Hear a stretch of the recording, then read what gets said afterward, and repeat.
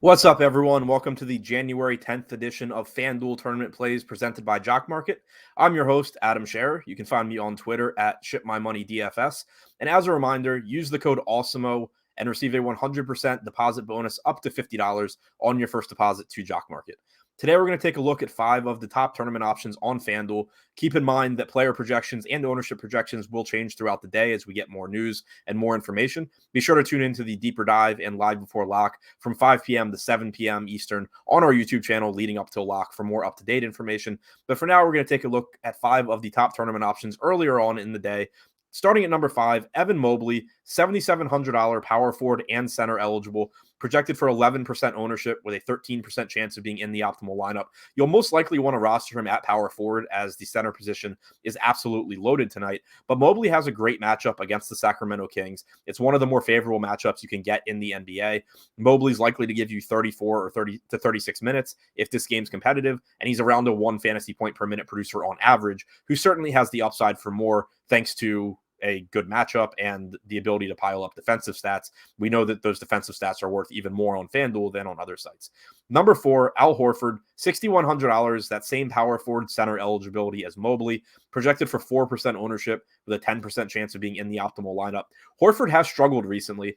He's only averaged about 0.88 fantasy points per minute over the last month, but he also only has about a 44% true shooting percentage over that time. Even if he's not going to continue to start again to produce at the extremely high level that he was producing at early in the season, he should at least get closer to a fantasy point per minute as his shooting evens out and gets back to where it normally is going to be. You can expect 28 to 30 minutes on average for Horford. The potential is there for more if Robert Williams were to get in foul trouble, for example. But Horford at only 4% ownership offers plenty of upside at $6,100. Number 3, LaMelo Ball, underpriced, only $8,400 with point guard eligibility. He's projected for a healthy 22% ownership, but he has a 29% chance of being in the optimal lineup. He only played about 26 minutes in his last game as he dealt with foul trouble, but there's no reason not to think that you're getting 32 to 33 minutes from Ball if everything goes according to plan tonight against Milwaukee. This game has a massive 232 total. There should be a lot of scoring here. Ball is well over a fantasy point per minute producer and pretty inexpensive on FanDuel.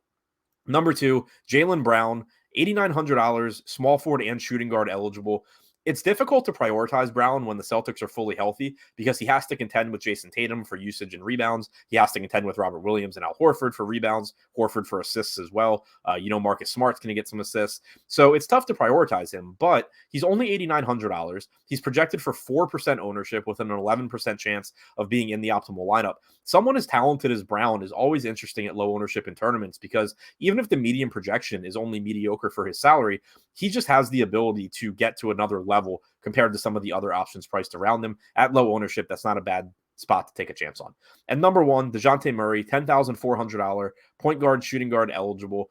12% projected ownership, 19% chance of being in the optimal lineup. He's averaged about 1.5 fantasy points per minute without Derek White on the floor this season. White, along with Keldon Johnson and others, will be out once again for the Spurs tonight. Murray's likely to give you 34 or 35 minutes. He has a 27% usage rate and a 41% assist percentage without White on the floor. Looks like one of the stronger options in terms of chances of success, but also not getting a ton of ownership given the relatively expensive price tag. Murray looks like a fantastic option in tournaments. So to recap, the top 5 tournament options on FanDuel: number 5, Evan Mobley; number 4, Al Horford; number 3, LaMelo Ball; number 2, Jalen Brown; and number 1, DeJounte Murray.